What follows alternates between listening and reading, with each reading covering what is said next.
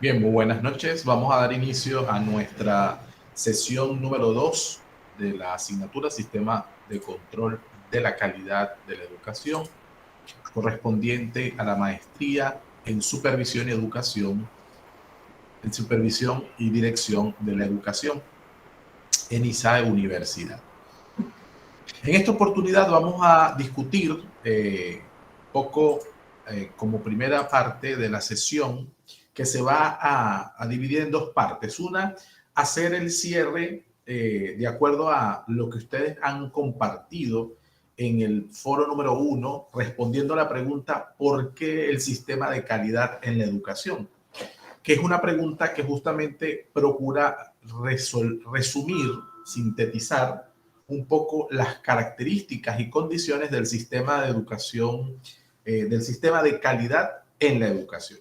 Y la segunda parte, lo que corresponde a la lección número 2, que es un taller que a modo de aprendizaje invertido nos va a permitir discutir el trabajo concretamente en la sesión número 3. Entonces, vamos a comenzar con esta primera parte. ¿Qué respuestas en términos de resumen, en términos de académicos, técnicos, a partir de las lecturas ofrecidas en la lección número 1, nos permitieron responder la pregunta, ¿por qué el sistema de calidad en la educación? ¿Por qué la educación necesita un sistema de calidad?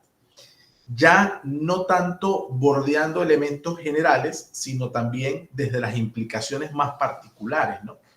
Y eso reviste en que cada uno de nosotros va a mirar el sistema de calidad desde sus características personales. ¿Cuáles?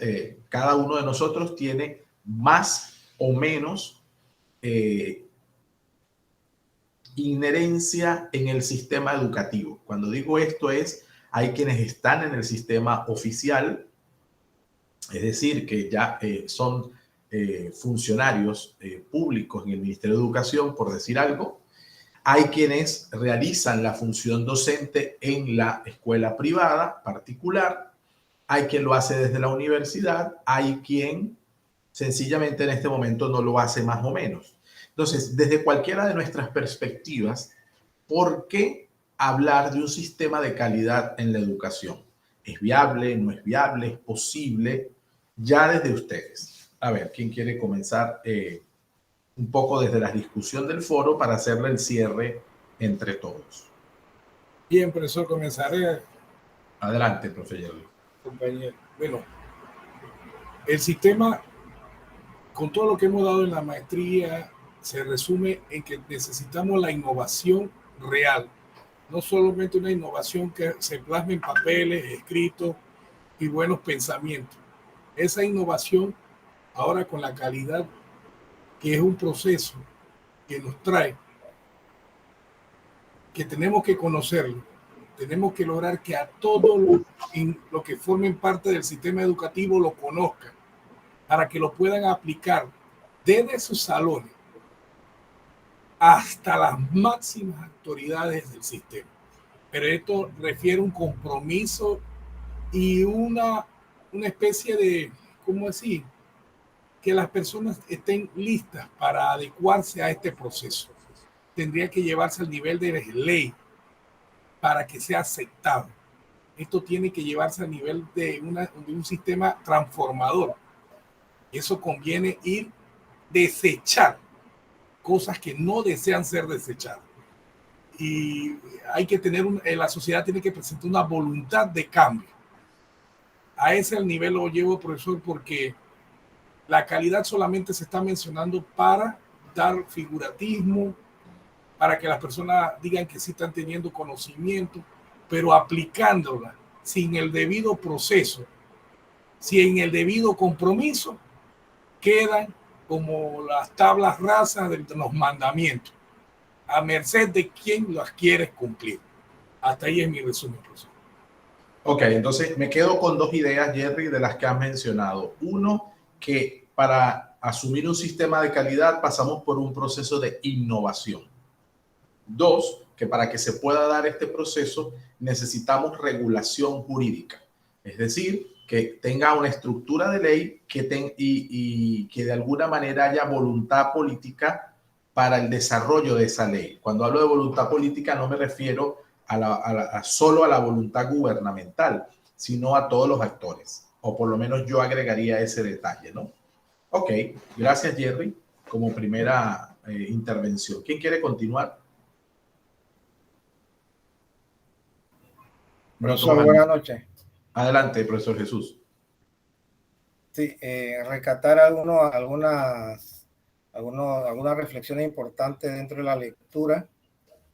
De todo va enmarcado al buen funcionamiento de los centros educativos, la utilización de instrumentos innovadores que nos permitan mejorar la calidad de la educación, tomar en cuenta los procesos de gestión de calidad en los centros educativos y como mencionaba el compañero, la participación de todos los actores involucrados para mejorar el sistema. También se requiere una mayor inversión de parte del Estado para mejorar los procesos. Sería algo efectivo, eficiente, el manejo independiente o autónomo de los centros educativos. Es un poco difícil, pero sería algo que pudiera ayudar a gestionar la calidad de la educación. También en la lectura pudimos percatarnos de que hablan de la mejora de la formación docente en todos los niveles y también señalan como una manera de mejorar la calidad o el control de la calidad de la educación, disminuir la cantidad de estudiantes por aula de clase. Son algunos aspectos importantes que me llamó mucho la atención, que plasmamos dentro del documento que presentamos en el foro. Gracias, profe. Gracias a ti, profe Jesús. Quiero rescatar 3 ideas que me parecen importantes y que podemos de alguna manera hilvanar con lo que dijo Jerry. Procesos, claro, lo interesante es que lo has visualizado en cosas, en situaciones concretas, que refiriéndote a la palabra, a los términos, por ejemplo, como instrumentos, ¿no? Instrumentos de evaluación que de forma innovadora revisen con más detenimiento ciertos procesos. Luego mencionaste algo, Jesús, que quisiera rescatar, que lo aborda la lectura, pero que además es uno de los caminos que más ha resultado en el desarrollo de los sistemas educativos en algunos países de América Latina que lo han aplicado y en países de Europa que tienen buenos niveles educativos. Más allá de la práctica de aula, por poner el caso Finlandia, en este momento estamos revisando los procesos de gestión. Digo, para que no se me vayan a ir solamente al concurso del aula, que es importante, la gestión del aula es importante, porque es el punto de partida de nuestro proceso en general y del sistema. Pero en este momento lo estamos viendo con ojos de gestión. Entonces, a eso que me quiero referir en comparación a las corrientes, a las estructuras políticas de los países de Europa que tienen buenos rankings educativos y algunos países de América Latina, son los procesos de descentralización. Quisiera que esta palabra estuviera muy presente porque los países que han logrado que el concurso de los actores de la educación participe de un modo más cercano al proceso, más regionalizado, que genera más contexto, por supuesto, y que va a ser después revertido o más bien invertido en procesos de formación docente, en procesos de rehabilitación de infraestructuras, son los procesos de descentralización, que han dado muy buenos resultados siempre y cuando haya un mecanismo contralor. Por supuesto, los sistemas políticos ayudan o no a que esto se dé. Algunas democracias parlamentarias, en los países de Europa sobre todo, tienen unas estructuras de descentralización muy buenas. Porque como son democracias parlamentarias, los cuerpos de control son colegiados, que es el mismo mecanismo que tiene el órgano legislativo en países presidencialistas, como la mayoría de los países de América Latina, pero que el ejercicio de control de la Asamblea, por ejemplo, el Poder Legislativo en este caso, frente al órgano legislativo en países europeos, por poner un ejemplo, es mayor ese nivel de contraloría, ese nivel de control y control político que hacen las asambleas de los congresos o las instancias parlamentarias, la máxima del país o las regionales en las distribuciones político-administrativas que tienen, han generado en los sistemas de salud y en los sistemas educativos buenos respaldos a nivel de sistemas de calidad. ¿Por qué? Bueno, porque la inversión es más directa, porque la inversión es controlada en función del contexto donde se hace la inversión y porque además los mecanismos de control son muy rigurosos. Casos similares en países de América Latina que aunque tienen una estructura política presidencialista, es decir, donde el poder ejecutivo, el órgano ejecutivo es el que pues, establece, coordina y dirige el país, porque es el centro junto a los otros órganos y poderes de la concreción, me quiero referir, de todas las políticas de Estado. Hay que decir que estos países en los procesos de descentralización, bueno, con una figura federal como Brasil, que de alguna manera pues repercuten en la estructura de cada uno de los estados, en México, que es federal, aunque ellos usan mucho el término República Mexicana, ustedes saben que ese no es su nombre oficial, que son Estados Unidos Mexicanos, justamente por la figura federal, pero aunque la educación en México podemos decir que hay elementos que todavía hay que corregir, hay zonas, regiones en donde los sistemas de calidad se están aplicando. Entonces, yo creo que el proceso de descentralización podría ayudar.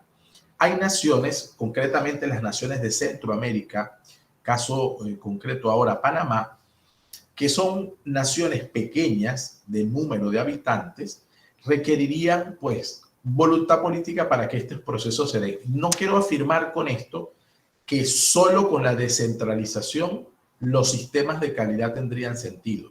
Lo que quiero afirmar es que en educación comparada, los sistemas de descentralización han proporcionalmente favorecido a que los sistemas de calidad sean aplicados de una forma más fácil, eficiente e innovadora. ¿Sí? Ese es lo que quiero afirmar. No hacerlo de forma rotunda, pero sí reconocer que esa es una práctica que ha ayudado. Gracias, Jesús, por tu intervención. Escuchamos a Omar. Muy buenas noches, profesor. Buenas noches, compañeros. Me ha gustado mucho la intervención suya, profesor, porque muy pocas veces escuchamos sobre la labor de control o fiscalizadora que debe tener la Asamblea de Diputados. Muy pocas personas conocen esto. La gente considera que la Asamblea está simplemente para la parte de generar normas y sin embargo, entre las funciones de los diputados, la primera es la función de control o fiscalización y no se está ejerciendo. Deberían buscar, como usted bien lo dice, la política de Estado en diferentes sectores, incluyendo el nuestro educativo acá, que vaya más allá de un gobierno, sino buscando el bienestar de todos los asociados, definitivamente. La parte esta de la descentralización de la que está conversando, en los países donde se ha utilizado, se crean, se hacen competitivos los estados entre ellos. Ya todo el mundo sabe que tal estado, por ejemplo, de Estados Unidos, tiene la mejor educación, la mejor universidad y todo lo demás, frente a otros que están en esa búsqueda de también perfeccionarse. Sobre la lectura que hicimos, profesor, de ahí rescatamos que lo que nosotros le llamamos en Panamá comunidad educativa debe perfeccionarse buscando en sí los términos de eficacia y eficiencia a fin de que la gestión en sí que genera la educación vaya acorde con lo que se espera obtener al final, que es lo que hemos conversado usted con nosotros desde hace mucho tiempo, que la búsqueda en sí es el engrandecimiento de ese producto que es el producto final, que es el estudiante, y debemos buscar entonces la forma de generar una política de Estado como tal. Eh, También pudimos ver en la lectura que la lectura intenta hacer tocar varios puntos importantes de la educación, pero yo lo recojo en lo que nosotros le llamamos en Panamá comunidad educativa, profesor. Esa es mi intervención. Gracias.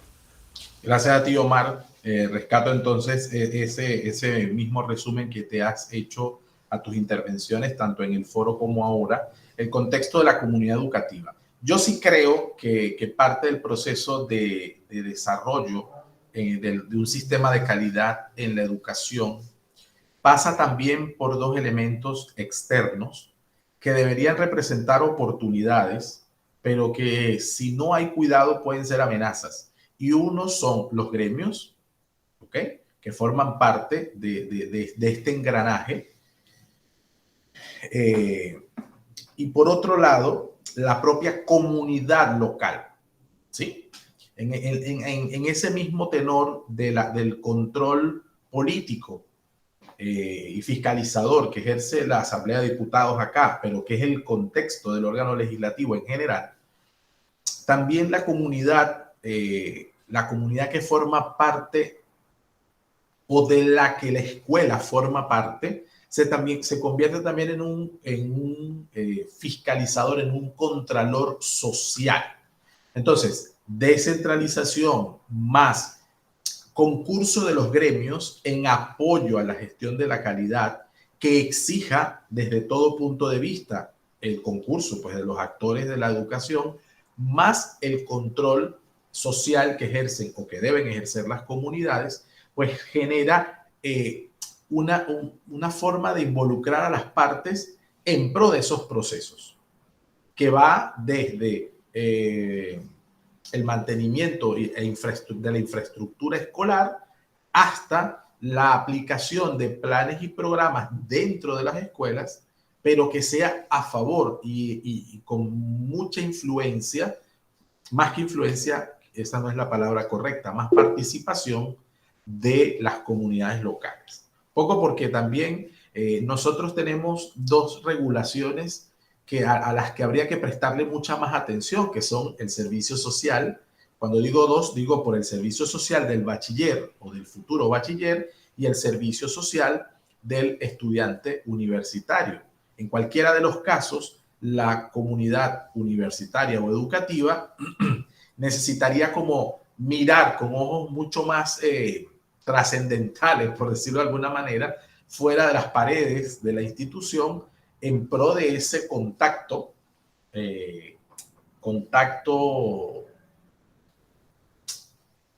y afectación, en este caso positiva, de las intervenciones tanto de los futuros bachilleres como de los futuros profesionales. Entonces, allí hay mecanismos que ya tenemos, que ya existen y que en todo caso lo que habría es que potenciarlos en función de ese proceso de calidad. ¿Por qué? Porque mi sistema, y aquí ahí es importante, uno de los peligros que corre un sistema de calidad ensimismado, es que ve muchos sus procesos internamente hablando. Pero yo estratégicamente, ya ustedes han visto, entiendo, no recuerdo ahora, pero creo que sí, administración estratégica de la educación, yo necesito ver mis amenazas y mis oportunidades externas, que en un sistema, pues, concurren en el propio sistema interno. Entonces, eso genera un ecosistema, y aquí lo hablo en función de la armonía, entre lo que tiene mi institución educativa en atención a lo que tiene mi sistema socioeconómico, sociocultural, regional, local, que también me afecta. Entonces, no puedo tener un sistema de calidad si no pienso sencillamente en lo que tengo al lado de mí, o lo que tengo a mi lado como institución, ¿no? Porque sencillamente allí debe volcarse el esfuerzo de mi institución. Jerry. Esto es un tema que es mío, profe. A ver. Y es la parte gremial. Y esta vez sí le voy a agregar que no solamente los gremios sí se han convertido en una amenaza. Ahora la amenaza ha llegado hasta los niveles de que ahora mismo hay una rectora llamada a juicio de una universidad prestigiosa, muy importante, y donde ahora mismo ha sido conducida, ¿no? ¿Qué pasó? ¿Qué está sucediendo? Que al no tomar la calidad de proceso y a existir una competencia de valores a la corrupción, porque esta competencia es a la corrupción, y por eso le estoy diciendo que si aquí no llevamos esto a nivel legal, para que otra gente tomen control de la situación, con 62 diplomas que ahora mismo están saliendo falsos, apenas en Panamá, y todavía no han llegado al interior, con una organización que se está revisando a nivel nacional, y eso es parte del proceso de la calidad de una empresa. Buscar, pero esto se hizo ahora por una denuncia, por una sola denuncia, pero eso debió estar explícito en el sistema de la ley, que se haga permanentemente cada un periodo de tiempo X, y que sea un ente que regule judicialmente. Pero mientras esto lo estemos dejando en base a algunas personas yo sé que ya es una amenaza, ya los gremios, no es que solamente los gremios, todo el sistema se convirtió en una amenaza, profe. Y usted sentado ahí, usted está escuchando lo que está pasando en el sistema educativo, que es muy grave y lo están tapando y todavía no ha salido en televisión lo que debe salir en televisión. Porque saben muy bien que vamos a quedar muy mal parados a nivel internacional. Así es. Entonces, usted está tocando un tema sensible de verdad. Y que tuvimos la dicha que estamos conversando gente muy alta, de alto nivel en esta clase. Y el proceso de calidad vuelvo y me mantengo, y aquí estamos dando ese resultado. Hay que llevarlo a niveles judiciales, de que sea legislado y que sea y que la evaluación sea de manera por un ente superior, de que cuando dé un mal resultado no se tape, no se oculte políticamente, sino que se deseche toda esa persona que se prestan para esta situación. Porque está bien, revisamos, encontramos las faltas, las debilidades, pero la tapamos y la volvemos a meter. Entonces el sistema sigue dando una espiral que no vamos a mejorar.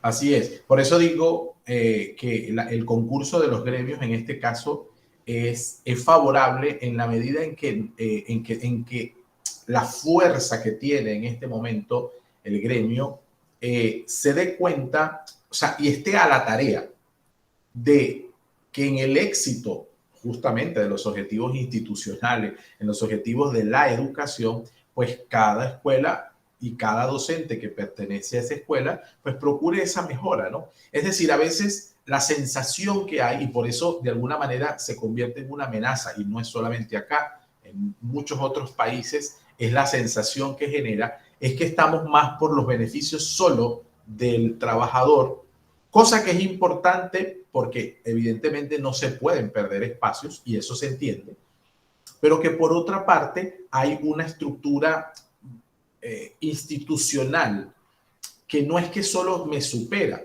sino que es la que tiene como objeto, pues, ofrecer una educación de calidad. Entonces, quiero que la escuela ofrezca una educación de calidad, pero quienes gerenciamos ese espacio, pues a veces no estamos protegiéndonos con subterfugios como para no hacerlo. Y quienes sí lo están haciendo, es decir, quienes evitan esos subterfugios y están como aquel que dice a pie del cañón, entonces a veces se sienten solos o tienen puestos de mando en donde no les quieren hacer caso. Entonces, eso no puede ser si yo quiero una estructura de calidad. Entonces, yo creo que hay de la mano, ¿no? Por supuesto que hay una línea de políticas de Estado que tienen que realmente, que están, pero que no se ejecutan, por una parte. Y por otra parte, pues una línea de apoyo de esa entelequia que se han vuelto los gremios, repito, no solo el educativo, no solo en Panamá, pero bueno, ese es en este momento el contexto de discusión y de análisis, ¿verdad? Escuchamos a Omar y a Rolando. Sí, en esta misma línea que estaba conversándonos Jerry, yo he podido analizar que los gremios de nosotros en Panamá, en el sector educativo, no representan la crema innata de lo que es el conocimiento educativo de aquellas personas que son doctas, de aquellas personas que estudiaron más, de aquellas personas que más tienen experiencia, sino en un porcentaje alto son personas que manejan estos gremios y realmente no están buscando el mejor estatus para la educación, sino beneficios propios.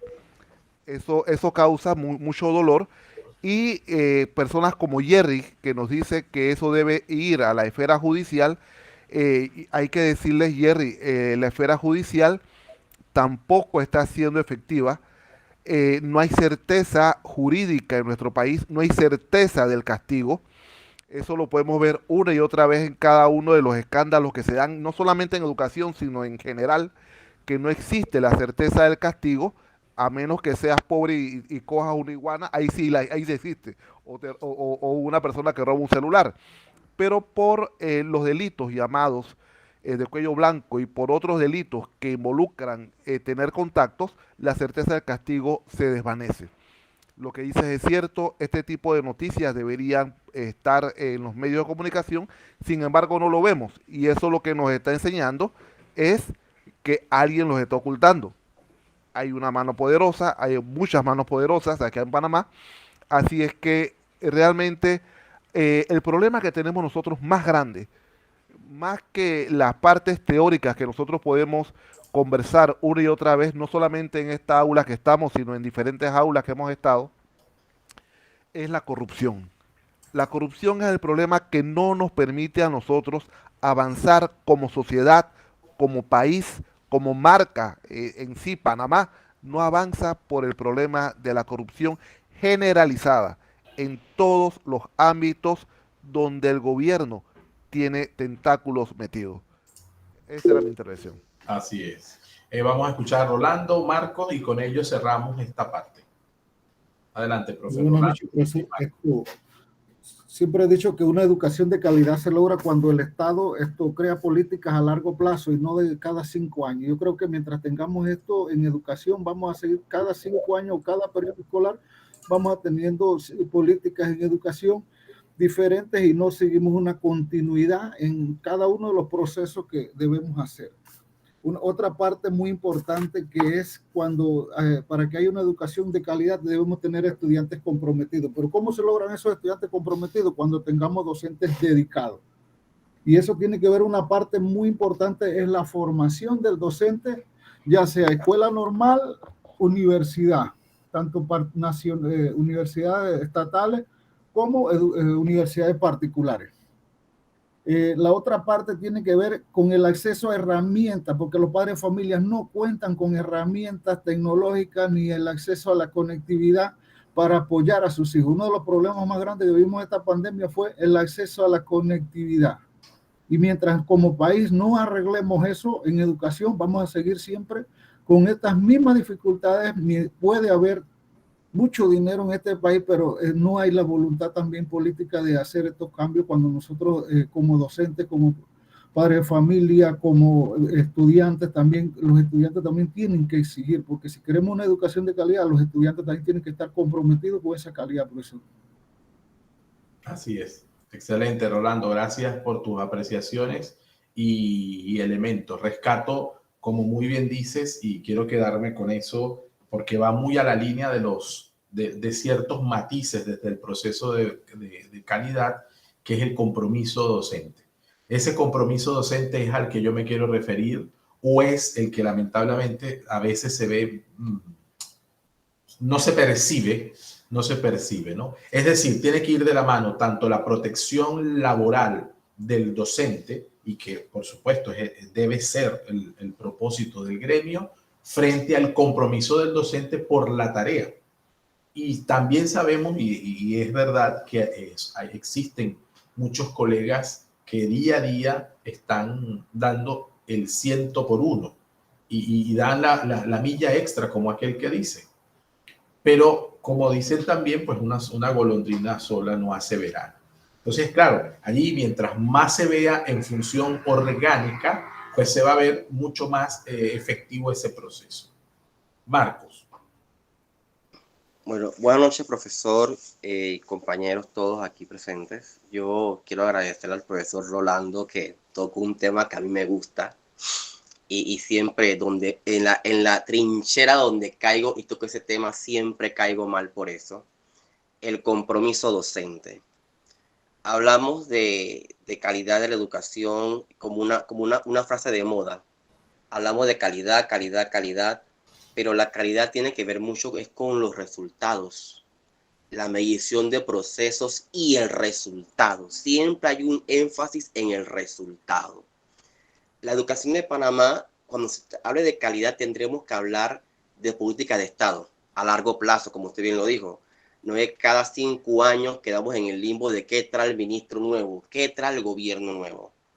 Pero también hablamos de calidad o queremos hablar de calidad cuando tenemos que hacer un estudio exhaustivo de las condiciones de infraestructura de los planteles educativos. Hay que hablar del tema de la actitud comprometida, sí, del estudiante, pero también la actitud y el compromiso del docente, no tanto por el hecho de que yo tengo los títulos, no, sino por el hecho de desarrollar las competencias para desarrollar ese cargo. Y justamente, profesor, le digo esto porque en la mañana estaba yo en un diplomado de casualmente Academia Educa y estábamos hablando acá en otra esfera por Zoom sobre este tema de la calidad y el tema de los docentes y demás cosas. Y yo soy de las personas que yo pienso, profesor, sí, como dije la materia anterior y lo he dicho en todos lados, yo le pido a Dios que nunca me deje llegar a ser ministro de Educación, porque yo soy de las personas que lo que no sirve hay que reemplazarlo. Usted no puede tener un foco dañado por meses puesto en el techo porque eso no le sirve a usted de nada. Así mismo debe ser el personal. Cuando usted tiene un personal que no funciona, profesor, aunque se escuche duro, en la realidad, usted avisó, hay que cambiar actitud, hay que capacitarse y de todos modos el ciudadano continúa en lo mismo, hay que reemplazarlo. El docente toma capacitación todos los años y no vemos ese cambio de actitud. El Meduca, dentro de sus funciones o facilidades, ha incorporado ahora diplomados. Y casualmente, yo escuchaba también a la gente llorar molesta por los diplomados, porque ahora hay que hacer tareas hasta septiembre. O sea, como sea, es como el gobierno les va a regalar 3 puntos y se están quejando. Si no hay diplomados, se quejan. Si hay también. Si le suben el salario, porque recuerden, señores míos, que los docentes en la pandemia, nuestro salario no fue tocado, al contrario, se nos aumentó en plena pandemia. Y yo escucho a docentes todavía decir que no quieren entrar en marzo a las escuelas. O sea, yo no entiendo. Entonces, será de repente mi juventud, no sé, será la juventud, mi forma de pensar, no sé, pero yo no voy a entender nunca un montón de cosas. Y por eso es que ya yo decidí terminar esta maestría y voy a tener que tomar otra, porque definitivamente, profesor, yo siento que si yo voy a una escuela, pero por lo menos pensando como lo hago en estos momentos, voy a tener problemas. Y si voy a la supervisión con esta mentalidad que llevo, profesor, también voy a tener problemas, porque yo siento que el que coge o el que escoge esta carrera tiene que hacerlo por vocación, porque yo no estoy trabajando con suéter, ni con pantalones, ni con sombreros. Estoy trabajando con la personalidad, con la vida y con el futuro de seres humanos, y eso es lo que la gente no quiere entender. Hasta ahí lo dejo. Gracias, Marcos, con tu análisis. Créeme que comparto muchos de los aspectos que has dicho. Sobre todo te voy a hablar de 2 aspectos que pueden ser muy anecdóticos. Uno, yo pues me he dedicado a la consultoría académica, tenía en el momento de la pandemia, aparte de la consultoría académica, el servicio profesional escuela privada particular, y nosotros sí quedamos sin salario. Igual tuvimos que montar todo el sistema para asegurarle al estudiante su aprendizaje. Y estoy seguro que lo hicimos óptimo, con altos estándares de calidad, y que lo puedo decir con orgullo, con satisfacción y sin jactancia, porque, como tú muy bien dices, es verdad que la vocación no paga el supermercado. Y por eso creo que los gremios han hecho un trabajo importante en exigir pues la reivindicación laboral del docente, que siempre también ha sido un tema y que en otros países, pues, cuando lo comparas, Panamá está muy bien. Que no se quiera ver, que no se quiera atender, pues el gremio está muy bien en comparación a reivindicaciones que no se han logrado en otros países. Habría que hacer un ejercicio muy sencillo de educación comparada, analizando solamente la carga salarial.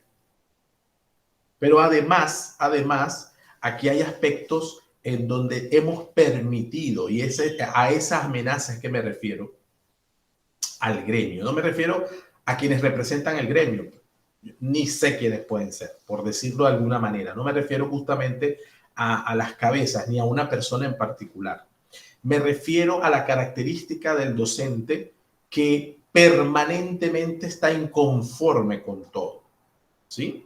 Y si se hace de una manera, se hace de una manera, y si se hizo de otra, se hizo de otra. Si te dan capacitaciones es porque te la dan. Si te la dan gratis es porque es gratis. Si te cobran el certificado es porque te cobran el certificado. Si te las dan gratis no las valoras. Si no tiene punto, entonces dejo la capacitación a medias. Si no me dan, si no hay algo a cambio, ¿sí? Si no hay algo a cambio. Y todo profesional procura hacerlo, que eso es verdad, esa parte es cierta, pero también es como mirarlas con un poco de bidireccionalidad, lo que yo te puedo ofrecer y lo que también me puedas ofrecer de vuelta, ¿no? Entonces, esto, por eso digo que puede caer en lo anecdótico. Mientras eso sucedía, estaban todos los docentes, y qué bien que pudieron seguir recibiendo su salario. Pero esa afectación de unos sí y otros no, suspendemos a todos, mandamos a todos a su casa, sí, suspendemos el año escolar hasta que podamos volver, pero el docente oficial no dejó de cobrar. El docente particular sí. El docente particular sí. Entonces, hay problemas en tal escuela, ahí no tenemos agua. ¿Desde cuándo es un problema de agua, profesor? Que nos entrevistan en la televisión, ¿verdad? ¿Desde cuándo es un problema de agua? No, nosotros estamos con esa lucha de 2016. Ah, entonces en 2016 si diste clase, no había agua. En 2017 si diste agua, si diste clase y no tenías agua. Pero en 2020 sigue el problema del agua, pero ahora tenemos pandemia y necesitamos que los niños se laven las manos. Hasta ahí estamos claros. El 21 te llamamos para que vuelvas y no hay condiciones. Es decir, los problemas del 16, por poner un ejemplo, no los hemos resuelto.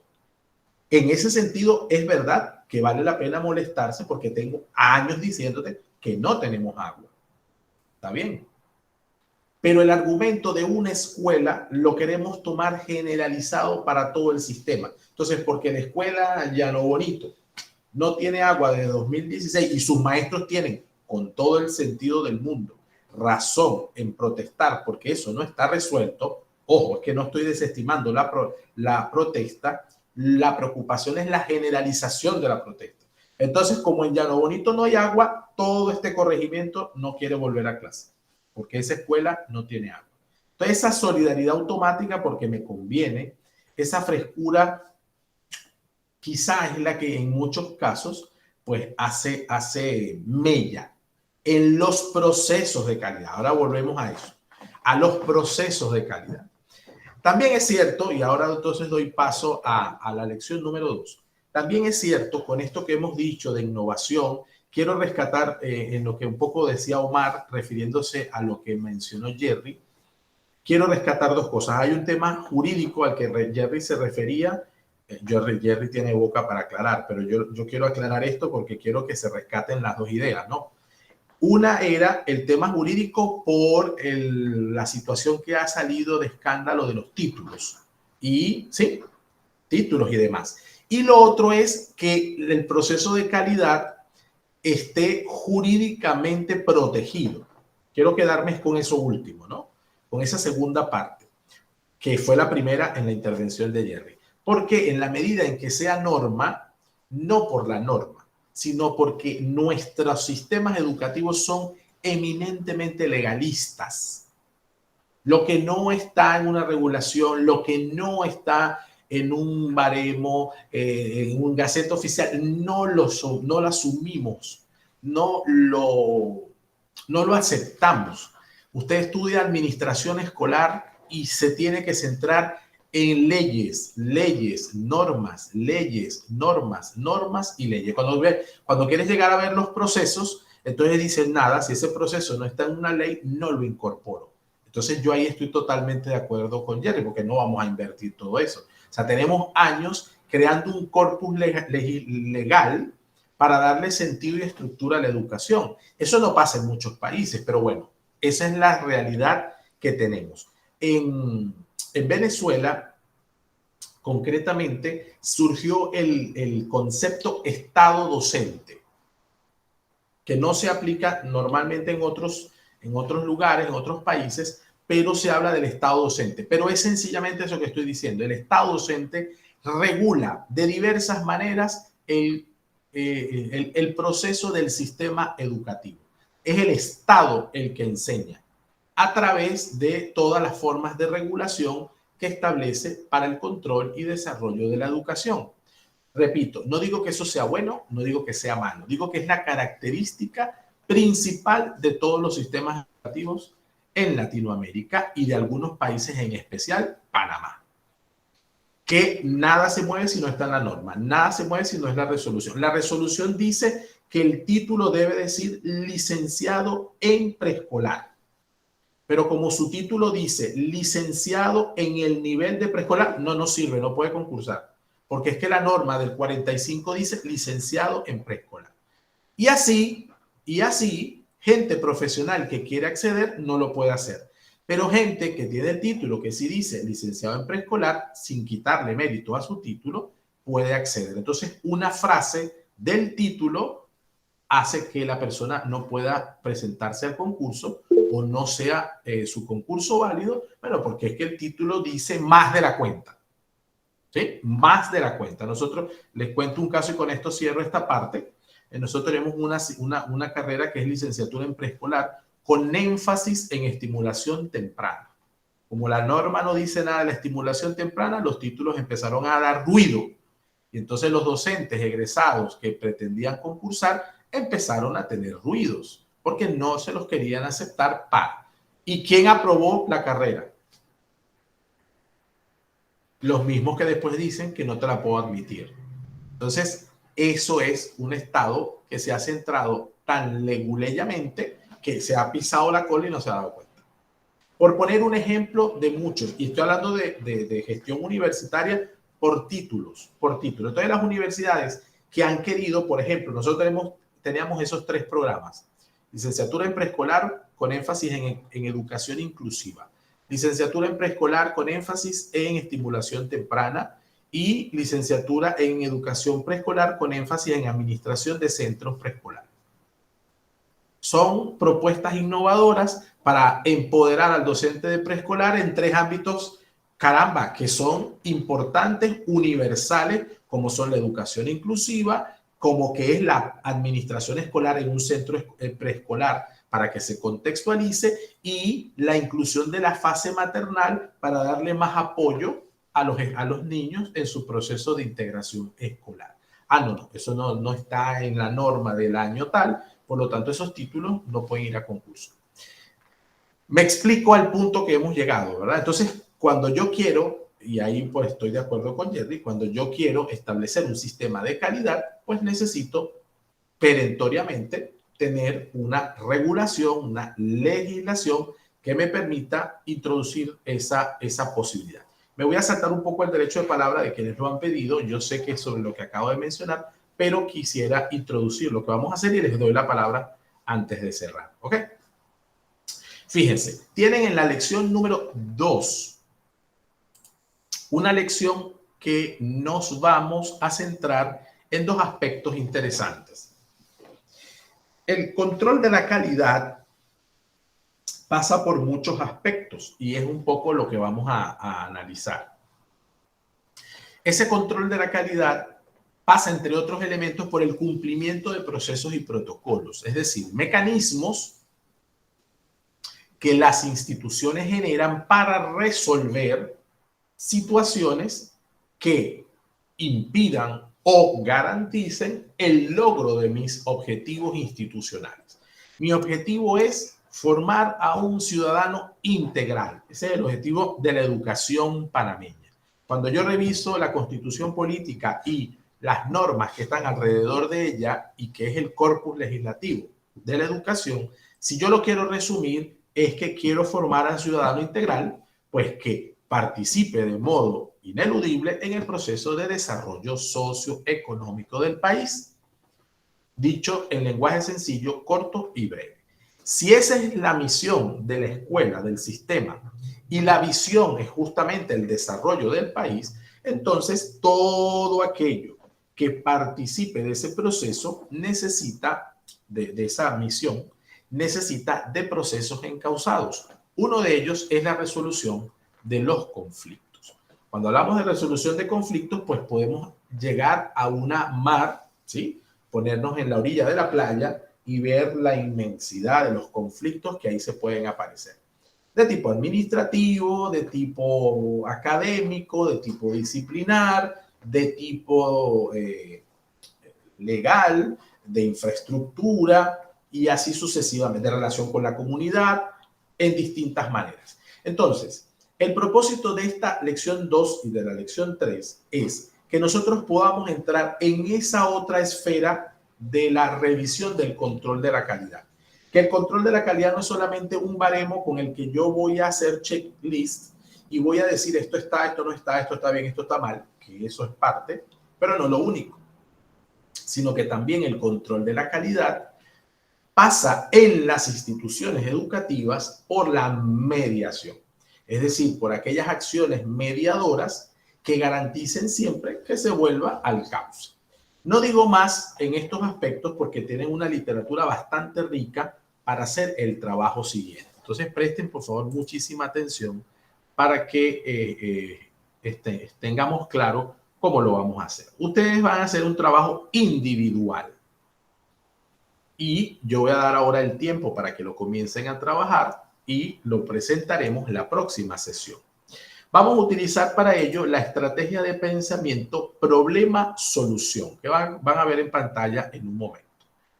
Tenemos 3 literaturas. La primera, por supuesto, es la literatura base y luego hay 2 literaturas como calidad total, cómo solucionar conflictos, y la segunda, cómo solucionar conflictos escolares. Por supuesto, es una literatura, una referencia bibliográfica más precisa. Sin embargo, la primera pues da un paneo general que, en mi modo de entender, puede ayudar mucho a comprender la situación. Entonces, fíjense, en pantalla ustedes tienen ese formato. Ese formato ustedes lo van a replicar en Word. Esta vez no hay una plantilla Word de la que haya que descargar y usar, sino que ustedes descargan esta de PDF y la replican en Word mientras tenga las partes. Si quieren poner el dibujo, ponen el dibujo. Si lo quieren poner exactamente igual, lo ponen exactamente igual. Pero lo que me interesa es que tenga un espacio donde se plantee el problema, donde se identifique la situación problemática y que usted plantee aquí el formato nos pide hasta 3 posibles soluciones. Y usted tendrá que al final decidir en la estrategia, como lo ven, decidir cuál es la mejor solución. Y usted se va a preguntar, ¿a qué cosa? Bueno, en el caso siguiente, aquí en el archivo siguiente, que es un archivo descargable, adrede, para que ustedes lo puedan mover, lo puedan agregar, quitar, hacerse preguntas, analizar, tienen un caso de disciplina en secundaria. Ha sido un caso sencillo de acción, pero es porque tiene muchas aristas, ¿ok? El ejercicio sencillo es este. ¿Por qué está puesto un caso de disciplina? Porque muchos de los procesos, y aquí es un espaldarazo a la intervención de Marcos antes, y también pues no voy a dejar pasar su preocupación, como él decía, si en este momento entrara al sistema y siente que pues no le va a ir bien, es que parte de los procesos de gestión de calidad en la escuela, y lo dijo él muy bien, es con personas. Entonces yo tengo protocolos, tengo mecanismos, pero estoy trabajando con personas en formación, porque alguien me dirá, bueno, pero cualquier organización siempre tiene personas, siempre trabaja con gestión de personas. Sí, la diferencia es que mis estudiantes no son mis subordinados laboralmente hablando, es decir, que no es lo mismo que yo haga un planteamiento en una empresa que produce papel y que su manufactura de papel pues tiene operarios con los cuales, bueno, es que trabajar con empleados es difícil, sí, pero son tus empleados, le estás pagando y hay procesos que hacer para asegurar la calidad. Ahí no hay que discutir. Claro, hay un tema de gestión, de liderazgo, de todo lo que tú quieras.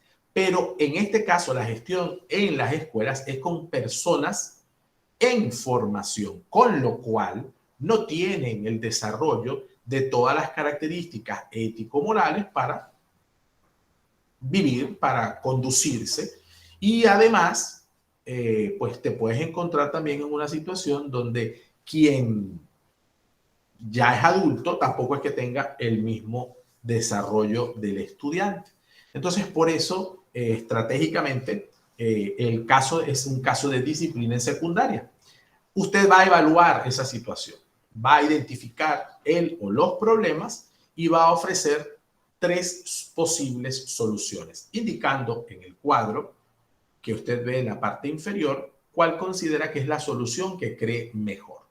Esto es tipo taller, un poco para que, de acuerdo a lo que ustedes desarrollen en la estrategia de pensamiento, podamos consecuentemente entonces discutir a modo de panel la próxima sesión los resultados de su análisis. No es nada del otro mundo, pero sí les pido, por favor, y lo van a ver en la parte de tarea, las características que les recomiendo, ¿no? El espacio para que lo puedan subir está aquí. Entonces, a partir de la estrategia de pensamiento, problema, solución, en la lección encontrarás una imagen del formato de la estrategia que deberás replicar en archivo editable. De forma individual, analizarás el caso de disciplina de secundaria estableciendo el problema y las posibles soluciones. Por favor, tomen en cuenta, 1, la lectura de la literatura que se recomienda para abordar la negociación.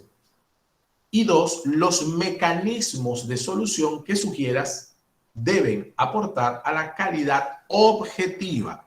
Entonces, ojo con esto. Las posibles soluciones, no, lo que quiero que hagamos como ejercicio es que sean mecanismos. Es decir, que si usted le toca ser el gerente educativo, ¿sí?, y administrar la educación en esa situación, usted procure pensar como gerente en un mecanismo. Es decir, si esto se me volviera a presentar, ¿cuál debería ser y esas son las posibles soluciones, las estructuras que yo puedo establecer como proceso evaluable para resolver conflictos de esa naturaleza? ¿Sí? El corpus legal al que me he referido, pues puede darles ideas, o sea que el que lo conoce sabe a dónde va a ir a buscar ciertos problemas de conflicto que pueden solucionarse, y hay resoluciones, leyes del ámbito educativo, pues que en ciertos momentos establecen cuál es el proceso para desarrollar.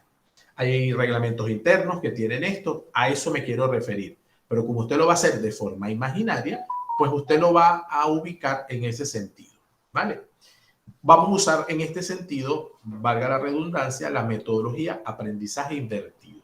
Es decir, que usted va a hacer el taller de esta manera y la próxima sesión va a traer preparado pues la respuesta o respuestas o posibles soluciones, y haremos el debate para que podamos entre todos no solo buscar la mejor solución, sino ver cuántas soluciones pueden aparecer en términos de mecanismos. ¿Sí me he explicado lo suficientemente bien en lo que vamos a hacer? Es decir, que no es solamente en una solución salomónica, que sí, por supuesto que tiene que estar cundida de sabiduría, pero también una solución que tenga mucha estructura, ¿sí? Mecanismos estructurales.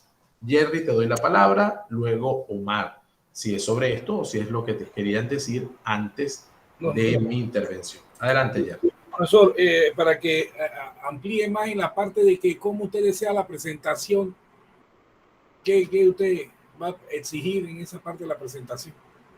No, ustedes saben que la estrategia de pensamiento, más que exigir forma, exige estructura básica. Es decir, ¿cuál es el problema? Usted lo va a identificar, es decir, Jerry saca con sus propias palabras finalmente cuál es el problema del evento que me están presentando. Y luego las soluciones, lo que sí digo claramente en las soluciones, es que las soluciones deben ser tipo, no sé si estamos hablando del mismo lenguaje, pero doy ideas, solo doy ideas, no son recetas, doy ideas. Las estrategias de pensamiento generan pensamiento creativo, doy ideas, esquemas de solución, paso 1, paso 2, paso 3, paso 4, flujogramas, el que lo maneje, pues úselos, si los conoce, o si quiere meterse con flujogramas, ayuda, porque los sistemas de calidad tienen flujogramas en general, o sencillamente una descripción, pero que pueda ser, que pueda elencar, que muestre el elenco de los pasos que deberían darse para una solución adecuada. ¿Ok? Eso es un poco lo que aspiran. ¿Cómo lo quieran presentar? No se preocupen. Por eso es que no les doy un formato cerrado como en otras estrategias, porque lo que me interesa es la creatividad con el que lo presente. Entonces, vuelvo sobre el formato en atención a la pregunta de Jerry. Al final lo que se persigue es que el formato mantenga las partes, no la estructura en términos del modo como está en la página, sino que las partes, ¿sí? Entonces, las partes de la estrategia es que tiene que describirse el problema, plantearse 3 posibles soluciones y describir o decir cuál es la solución que crees mejor y por qué, por supuesto. Si lo quieren poner vertical, vertical. Si lo quieren poner horizontal, horizontal. Si lo quieren poner de otra forma, no importa. Lo importante es que las partes se mantengan. ¿Vale? Sí, Jerry. Sí, profe, vamos. Le quedaría que hay que usar PowerPoint o en Word y que sea lo más sencillo para que ustedes lo presenten. Exacto. Por eso decía en formato editable, el que se les haga más sencillo. Si quieren presentar en Word se puede presentar. Si lo que prefieren presentar PowerPoint, pues en PowerPoint no hay ningún problema. Si lo quieren hacer, porque alguna vez me lo han hecho, solamente doy la idea.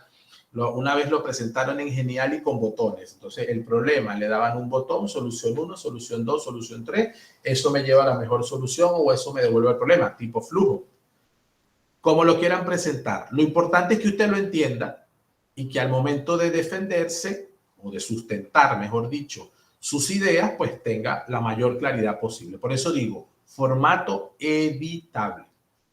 De ahí para adelante, el que ustedes consideren. ¿Vale? ¿Alguna pregunta con respecto a esto? O antes de cerrar, Omar o Jerry tenían intervenciones pendientes. Sí, profesor. En este mismo trabajo que estamos conversando, sí. Las soluciones son en base a normas existentes o lo que yo creo que podría ser la norma que ayude a solucionar en alguna de las soluciones que ponga. Pueden ser ambas. Ok. Por ejemplo, yo puedo empezar con la solución 1.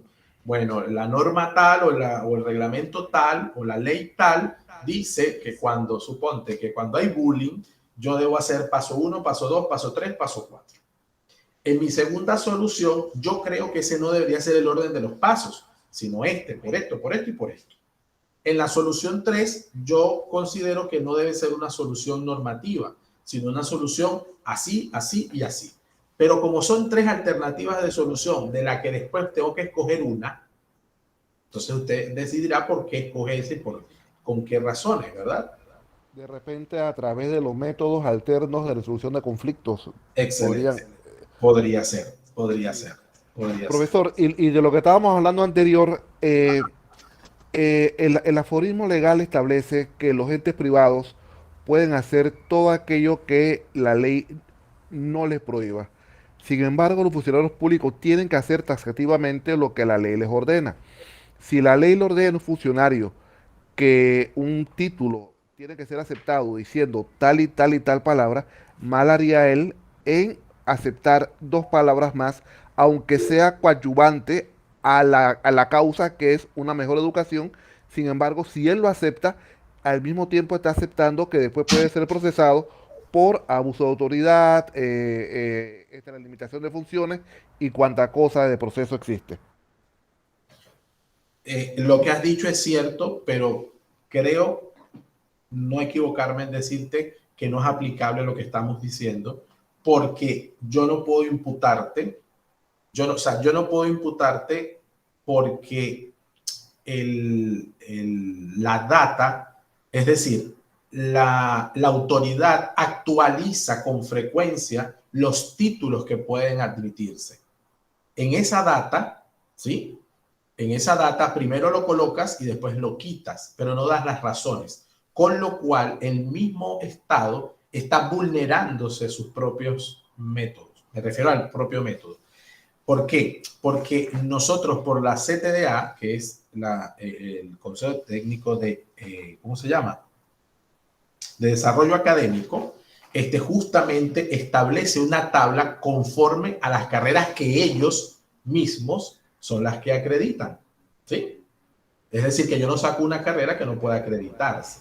Entonces, esa tabla va cambiando a discrecionalidad de quien le corresponda hacer ese trabajo, no a discreción de la norma. Entonces, cuando la quiero aplicar, entonces sí me sirve, cuando no, no. Eso por una parte. Y por otra, ha sucedido, Omar, concretamente con ese tema que mencioné, que en una región educativa sí me lo han aceptado y la persona tiene su cargo, y en otra región educativa no se lo han querido aceptar y la persona no ha podido acceder al cargo. Y la misma persona se ha ido a otra región a concursar y sí se lo han aceptado. Entonces, pues, ahí hay un pequeño, un discreto desorden, amén de lo que tú dices. Por eso te digo, lo que tú has expresado es así, indiscutiblemente, pero el mismo garante de la norma ha establecido otro mecanismo que se llama listado de carreras admitidas a concurso, que me lo cambian y me lo colocan, me lo quitan y me lo ponen a conveniencia de. Entonces, claro, ya ahí se enrarece la propia norma y pierde su propia capacidad de aplicación, porque validez no pierde. Sí, no sé si me explico, Omar. O sea, es decir, se hace más enredado todavía de lo que tú planteas, que es cierto. Es decir, yo soy funcionario de migración y a mí me dicen que tiene que ser la partida de nacimiento apostillada, pues yo la tengo que recibir con la partida de nacimiento apostillada. ¿Sí? Es cierto, ¿verdad?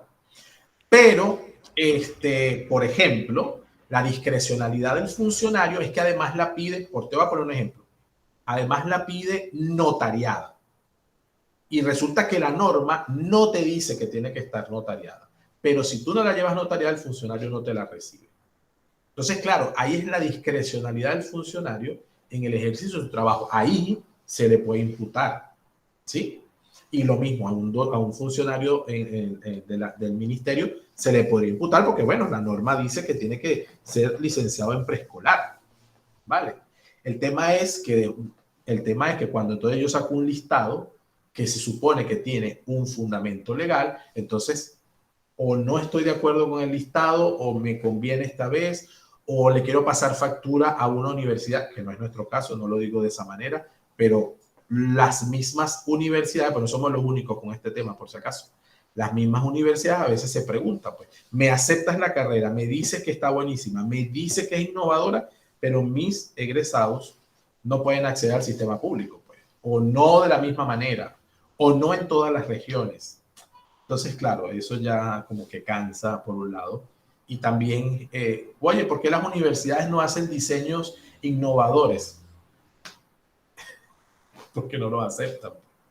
Vale, no sé, Omar, si explico esta otra parte del charco. Como Sí, le explicó totalmente, profesor, y estoy de acuerdo con usted, porque por un lado estamos pidiendo que se logren crear nuevas carreras para ocupar los espacios que sabemos que se están desarrollando y que no tenemos cómo llenarlos con profesionales, y por otro lado sucede esto, sí. bueno, ponen las trabas que ellos consideran en su momento, y es preocupante. Es preocupante. Nosotros lo que hemos tratado de mirar como una propuesta, es decir, no bajar el deseo de hacer una oferta innovadora, es que estos énfasis a los que me referí concretamente, bueno, vamos a intentar pasarlos a posgrados. Entonces, bueno, es un posgrado en el área, ¿sí? Porque es en el área y ahí sí no hay nombres que vayan a afectar, y que su pregrado, pues sencillamente tenga el nombre más básico posible para que el docente, es decir, no porque todo el que entre con nosotros tiene obligatoriamente que entrar al Ministerio de Educación a trabajar, pero bueno, es una aspiración muy válida. Entonces, bueno, en atención a ese usuario, pues también hay que trabajar pensando en su futuro, ¿no? Jerry.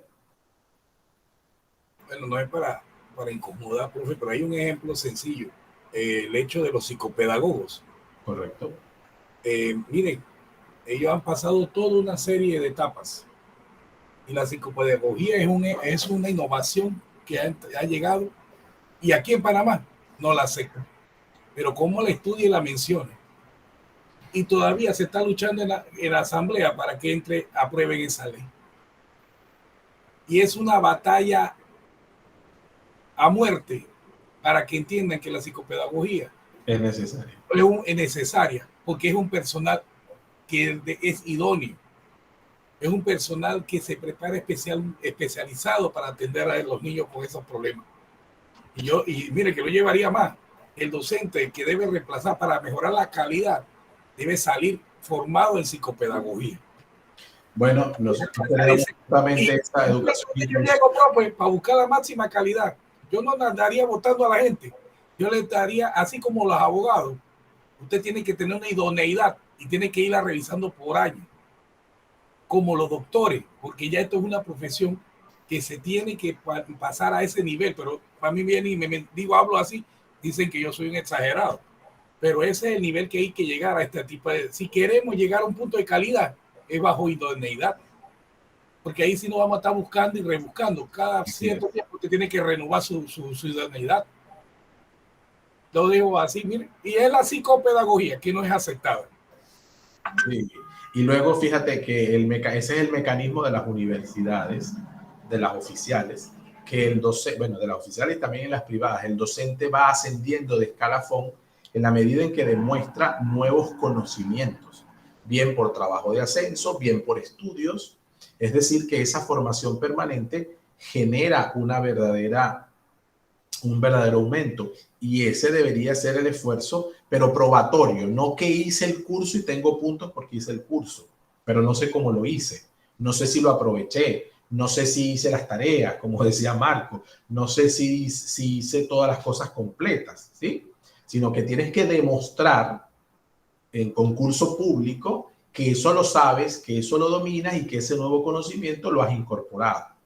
Y así en las universidades. O sea, no es solo que la gente asciende por acumulación de puntos, sino que la asciende porque ha investigado, porque ha trabajado nuevas alternativas, y eso ha mejorado su docencia, porque al final todo se revierte en el mejoramiento de la docencia. O sea que cuando a usted le digan que un profesor es titular, es porque ha ido caminando, haciendo escala en diversos espacios previos hasta llegar a titular. Correcto. Entonces, cuando te lo dicen con aquel orgullo, no, yo soy profesor titular, es porque yo ascendí por méritos académicos, no por acumulación de puntos, que también tiene su mérito. Ojo, también tiene su mérito. Pero en el caso de las universidades tiene que probarlo públicamente. Y hay defensas de trabajo de ascenso, como para decir que yo llegué allí no solo por años de servicio, sino porque cada cierto tiempo he presentado públicamente un trabajo de investigación o porque he hecho artículos que sumados hacen trabajo de investigación y por supuesto, como le acabo de decir, revierte en el mejoramiento de la docencia. Es decir, que no soy el mismo docente de hace 25 años, sino que ya he ido desarrollando pues una línea de investigación, un desarrollo académico, un desarrollo conceptual más elevado para la enseñanza. Entonces, claro, por eso la gente al final va a preferir dar clases con uno que es titular, porque se supone que ha hecho un camino y lo ha demostrado, a uno que tenga un escalafón menor, bueno, porque sencillamente todavía está en crecimiento, como aquel que dice. Marco, contigo cerramos. Bueno, profesor, es que justamente ya usted respondió lo que yo iba a decir. Justamente el compañero Jerry sabe que él y yo tenemos un tema con ese asunto de los títulos y demás cosas. Porque en verdad, profesor, yo soy de las personas que yo no es que esté en contra de los docentes, porque yo soy docente del Meduca, hago la aclaración. Pero da la casualidad, profesor, de que yo no voy a entender nunca el sistema de la puntología que hay en Meduca. En Meduca cualquiera puede ser maestro.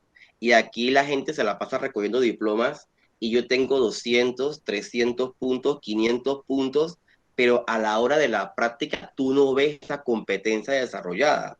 Y es como yo también lo dice, usted en las universidades privadas y en otros lugares también, uno para aspirar a un ascenso, ya sea de puesto o salarial, uno tiene que defender ese ascenso. En Meduca no. En Meduca cada 2 años le hacen ascenso a los maestros, cada 2 años, y creo que también es por un profesorado que tú coges de más, que cambias de categoría, no un ascenso salarial, porque a los maestros cada 2 años les suben el salario en función, hago la aclaración, a un ascenso.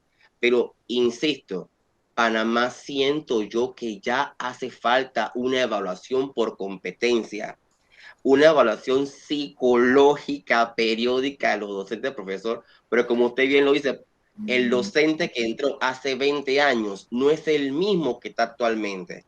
¿Y qué pasa? Que usted escucha a esos maestros de 1501 en este momento decir, yo no sé andar la computadora y yo no sé andar la tecnología y yo me jubilo el otro año, yo me voy a jubilar así. Y dices, ¿qué pasa? Que ese docente que se rehúsa a actualizarse o acercarse a la tecnología, le está haciendo un daño a esos estudiantes. Y justamente ya para terminar, por ese docente es que entonces los padres familiares dicen, los maestros a todos nos echan en el mismo saco de que no nos estamos capacitando. Miren, Meduca, me parece que eso me parece increíble. Yo me enteré eso en estos días. Usted estudia posgrado, estudia maestría. ¿A usted no le suben el salario por eso? A usted nada más de repente le da punto, de repente se lo asignan para el tema de concurso, pero el que estudia la maestría no le van a dar 200 palos de más como hacen de repente con las enfermeras, con los doctores, que ellos cuando estudian sí le aumentan los salarios. Entonces, esa es la parte donde yo quisiera que los gremios que Jerry tanto defiende se metan entonces a decir, ok, ya que vamos a cerrar las calles, porque no queremos ir a las escuelas porque no hay agua en la escuela, Jerry, perfecto, no hay agua en tu escuela, pero vamos a echarle ganas entonces a hacer una ley que proteja, primero que todo, los estudios de los docentes. Acá hay muchos maestros con maestrías y posgrados en las escuelas, dando clases como un docente normal, no tanto por el tema del salario, sino por el tema de que su categoría ha cambiado y eso hay que valorar el esfuerzo, porque es como estamos aquí, ¿ve? Esto no es gratis, estamos pagando, haciendo una inversión por esto.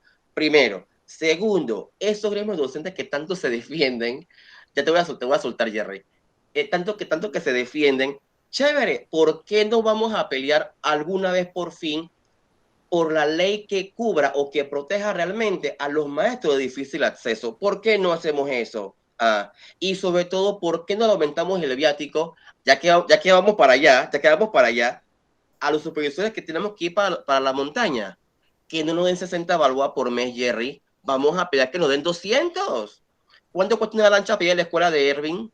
¿Ah? No cuesta 5 una lancha para allá. Esa lancha cuesta 30, 40, 50 dólares la ida y 50 para la bajada. $100. Esos son los temas y los detalles que deberíamos enfocarnos, ¿verdad?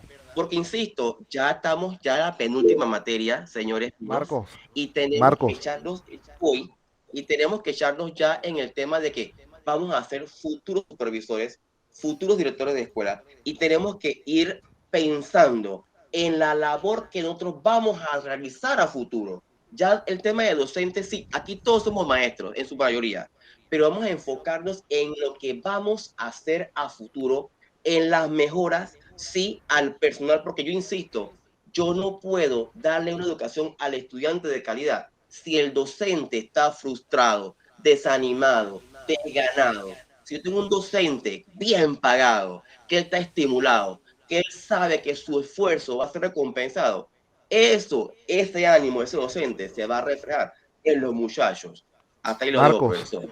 para que tengas un argumento más, Marcos, a la gente del sector salud, cuando tienen que ir a áreas de difícil acceso, le dan 1/3 de su salario de más. Ellos cobran 1/3 de su salario todos los meses por estar en áreas de difícil acceso. Omar, no le eche más fuego al asunto. Jerry, adelante. Hoy no voy a dormir por culpa de Omar. Hoy no voy a dormir. Bueno, vuelvo y recaigo en el hecho de la calidad. En sí, organizarnos es la debilidad del pueblo panameño. Sí. Luchar es la debilidad. Por eso usted ve que cada 5 años votamos por quien les arrancó la pluma a la gallina. Miren que es un ejemplo de una persona que les dijo, cuando tú maltratas al pueblo, te quieren más. Yo sé que Marco va a ser hasta presidente. Porque la verdad de cambiar esto, profesor, rinde en el hecho de que el sistema, hasta cuándo no lo voy a decir, no sé, el sistema está corrompido. Todo el sistema está corrompido y usted en ese puesto le están llegando la información y le están diciendo todo lo que está pasando. Y aquí donde yo estoy sentado, profe, yo estoy estudiando para ampliar mi conocimiento, pero aspirar en este momento a un puesto político es quemarme. Estar en una dirección es quemarme. Ocupar un puesto ahora mismo administrativo en Meduca es quemarme, porque el sistema está tan corrompido que donde usted pone una firma, allá va el hecho de que usted puede ser condenado, porque gracias a Dios existe un sistema legal que durante estos 5 años de gobierno no lo apliquen, en el otro entra la denuncia, gracias a Dios, y puede haber alguien ahí que mueva la denuncia. Por algo han existido ministros que han ido presos, ministra que ha tenido que subir y bajar escalera. Gracias a Dios han tenido esa existencia, han tenido.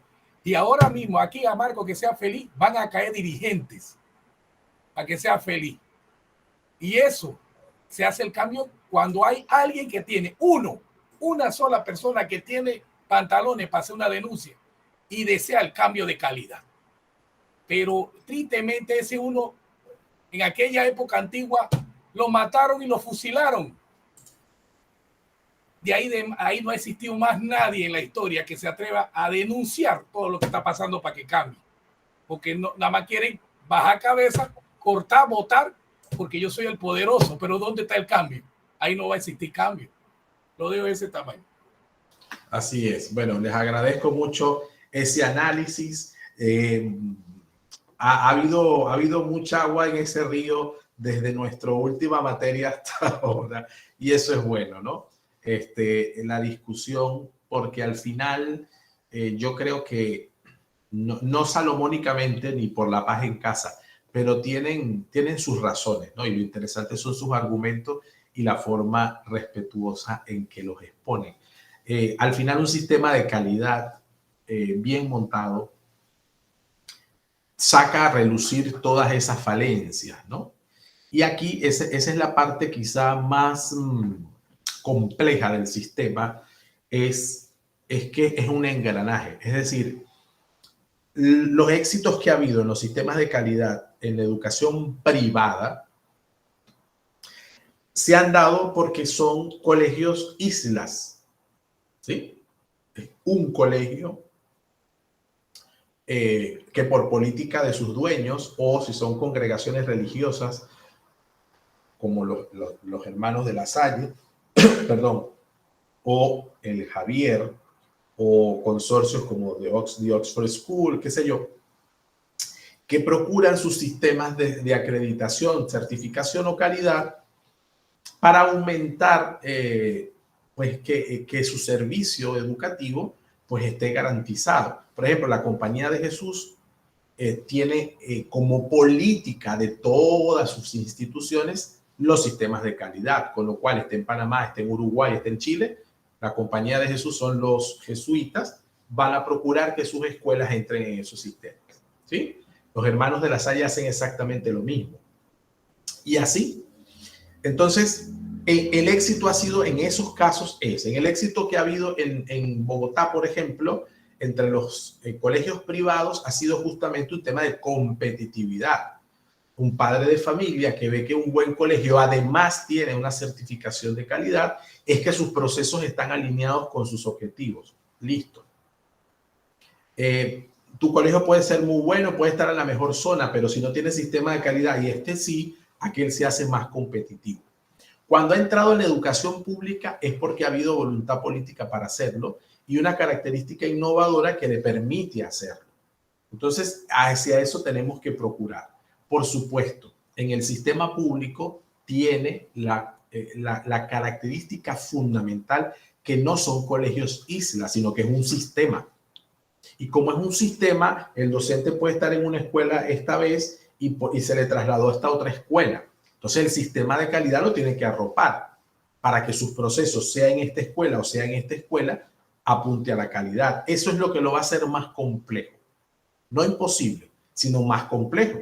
Porque, repito, no es un colegio el que quiere ser o desarrollar su sistema de calidad, sino que es el sistema educativo de un país. Yo creo que es posible, sí. Hay que hacer inversión, sí. Hay que hacer inversión desde varios puntos de vista, no solo económica, sí. Y bueno, yo creo que estamos justamente tratando de formar al capital humano que permita que eso se pueda dar.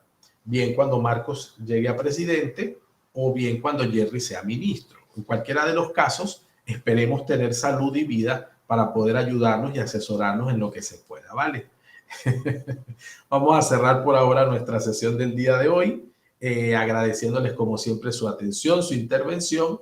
Y bueno, nos vemos la próxima semana cuando hacemos la presentación de nuestra estrategia de pensamiento, problema, solución, como una característica de mediación a los conflictos, concretamente en un caso de estudio, ¿vale? Que tengan muy buenas noches, cuídense mucho. Gracias, profe. Saludos. Gracias, buenas noches. A ustedes.